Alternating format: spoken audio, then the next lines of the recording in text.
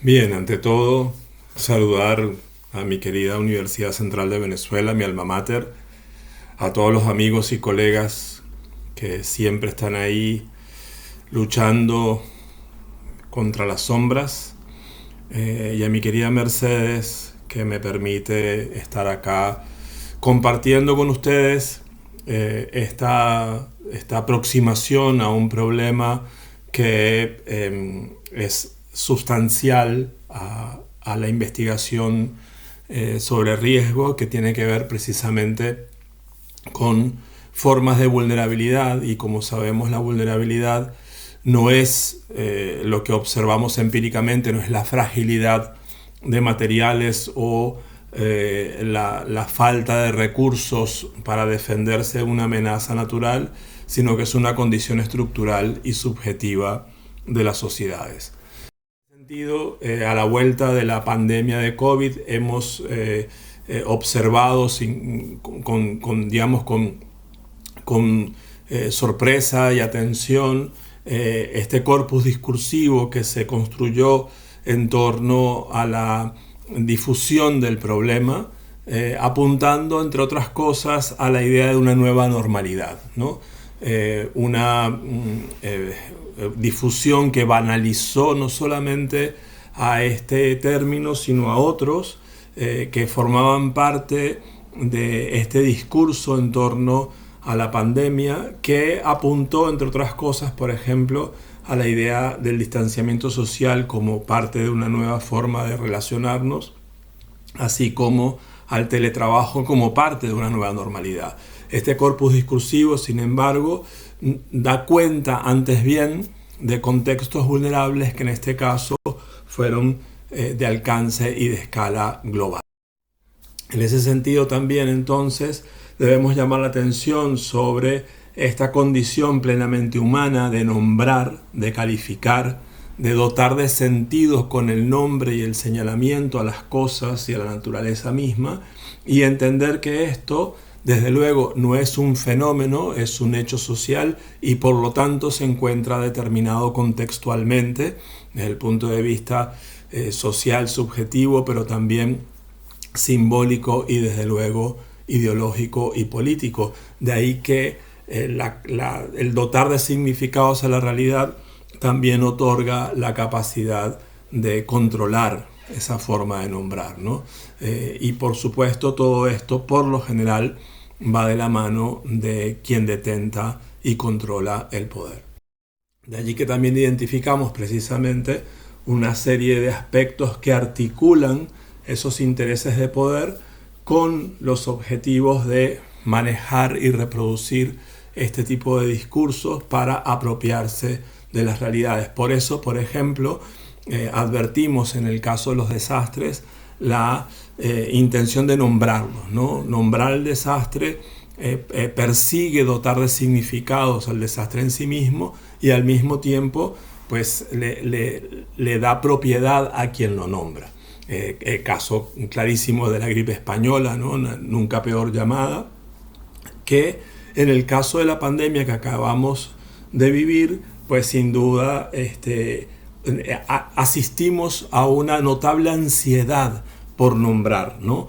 Lo que observamos también, como decíamos, en ese corpus discursivo que también se apresuró a darle nombre a la pandemia, ¿no? Como el virus chino originalmente.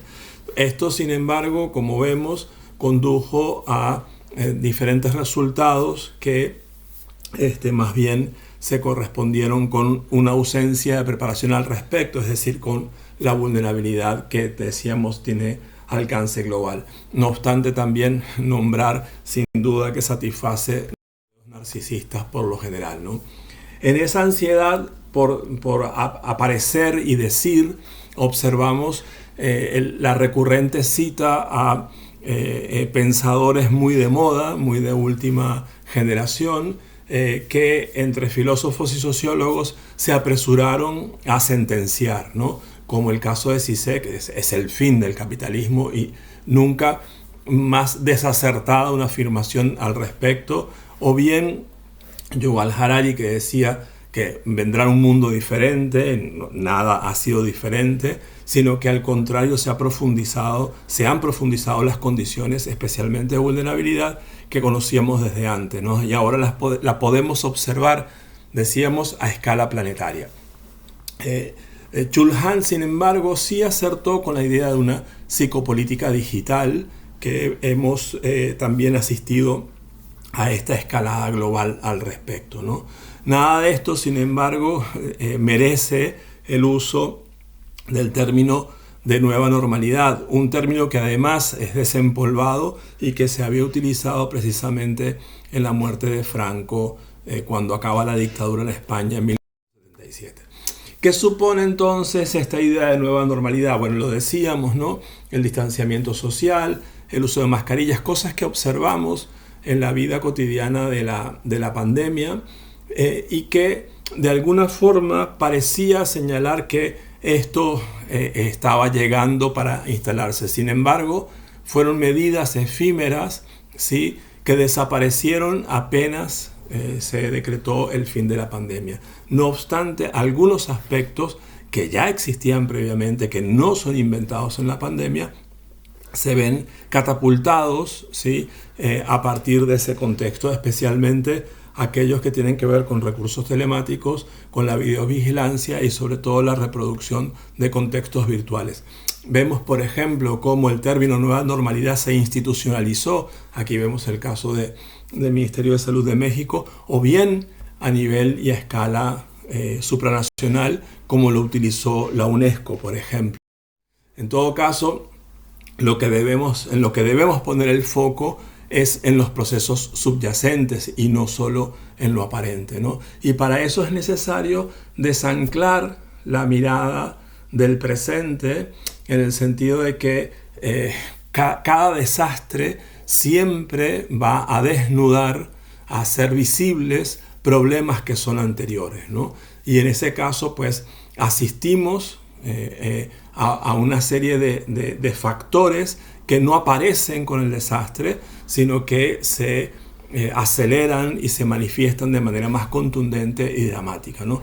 Estuvimos frente a un virus y a una amenaza de la cual se sabía que podía retornar, independientemente de que el virus fuera novedoso, pero también asistimos al impulso de capitales reemergentes, lo que vamos a observar con detalle más adelante, ¿no? A una cada vez mayor dependencia del acceso en línea para la información, a la progresiva sustitución de los medios de comunicación por otras formas de comunicación como las redes sociales, que contribuyen decididamente a la distorsión de la realidad, a la efimerización de la realidad y sobre todo forman parte de la sustitución de la lectoescritura en beneficio de la fotoestimulación, ¿sí?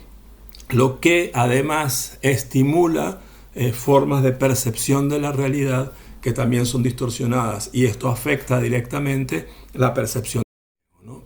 Entonces, decíamos, si observamos que los capitales tradicionales, aquellos que han motorizado el modo de producción capitalista, ¿sí?, como el petróleo y todas las industrias asociadas, el capital financiero y todos sus socios, ¿sí?, el capital farmacéutico, los medios de comunicación, caracterizados por grandes inversiones corporativas y el desarrollo de grandes infraestructuras, se diferencian claramente de los capitales emergentes, que tienen una nueva forma de contratación, un trato y contrato de la mano de obra que es antiliberal, ¿sí? Se caracterizan por la opacidad de sus estructuras, por una mayor explotación, por pequeñas inversiones que generan ingresos a escala global, ¿sí? Y que los observamos en una gran cantidad de compañías que hoy controlan precisamente estas variables de las que hablábamos en la lámina anterior, ¿no? Ese aceleramiento de los capitales emergentes, la irreversible dependencia del Internet, etc. De esa manera, pues, nosotros asistimos, ¿sí?, al ascenso de un modelo que está desplazando aceleradamente al esquema liberal, ¿no? Y un esquema liberal cuya idea de democracia era norte moral y ético, y ahora estamos inmersos en un contexto de poderes autoritarios que desplazan al orden liberal en beneficio precisamente de una nueva forma de contratación y de explotación. Todo esto, desde luego, es directamente proporcional a la reproducción de la vulnerabilidad y el caso del COVID enseñó claramente, ¿no? Vemos aquí en un esquema por el cual pasaremos rápidamente algunas de estas empresas hacia el 2019, es decir, justo antes de la pandemia, podemos decir que eran robustas. No obstante, el crecimiento exponencial que han tenido a partir de ese momento llama mucho la atención. Solo por mencionar una de ellas, el caso de Zoom, que probablemente muchos de nosotros no lo conocíamos antes de 2020, pasa de 10 millones de usuarios en diciembre del 2019 a 300 millones en abril de 2020.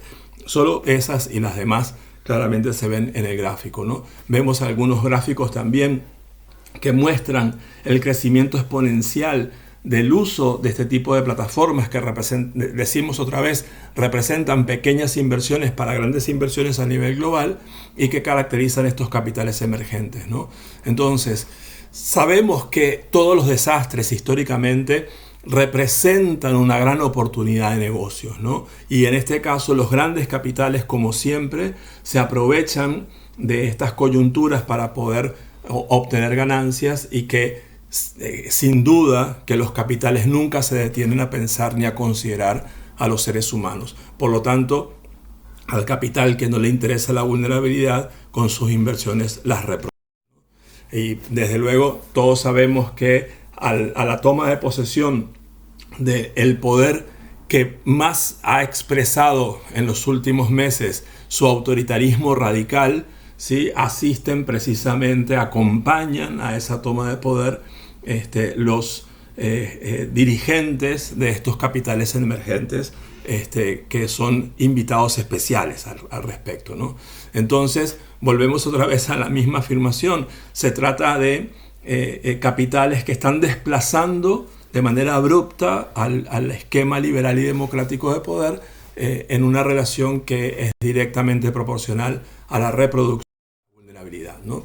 Entonces, algunos aspectos que podemos observar como efectos estructurales de estos procesos los entendemos precisamente en que esos capitales tradicionales están siendo desplazados del mismo modo que se desplaza su esquema de contratación y explotación en beneficio de unos nuevos capitales e inversiones que nos alucinan una realidad que no, más que nueva, es la profundización de los esquemas que conocemos. No resuelve los problemas de la modernidad, al contrario, los profundiza, sustituye a los medios de comunicación y nos hace alucinar una información que además banaliza, ¿sí? No producen comunidades las redes sociales, también las alucinan, ¿no?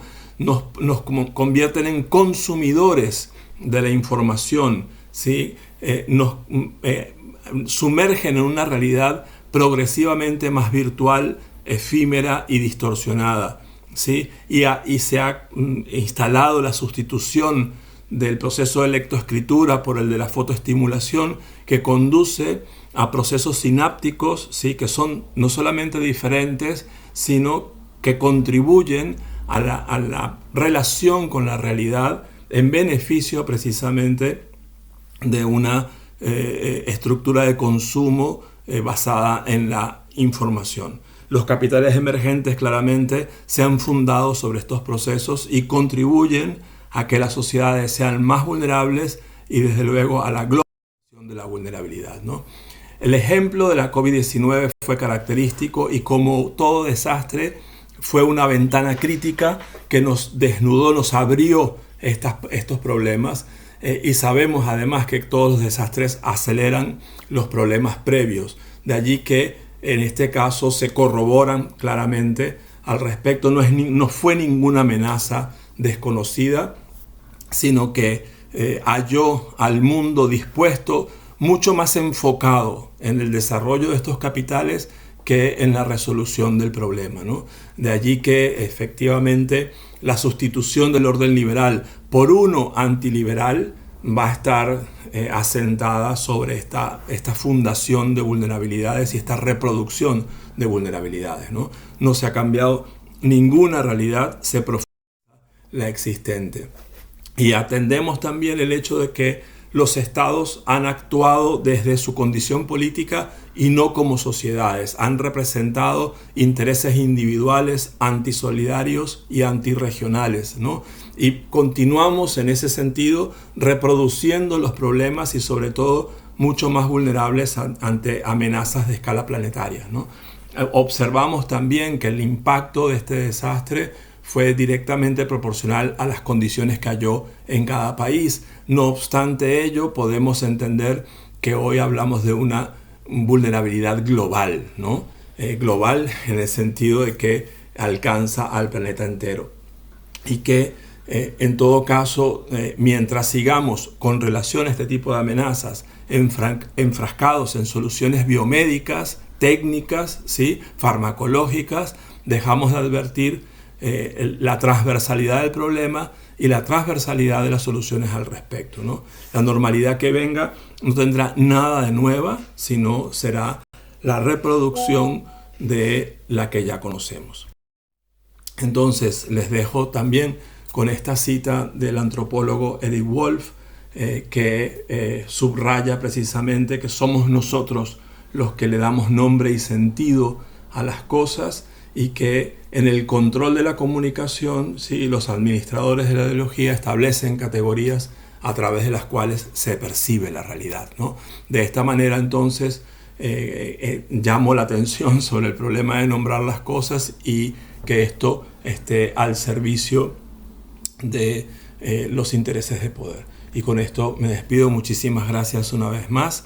Encantado de haberlos acompañado y dejo la imagen de cierre. Muchas gracias.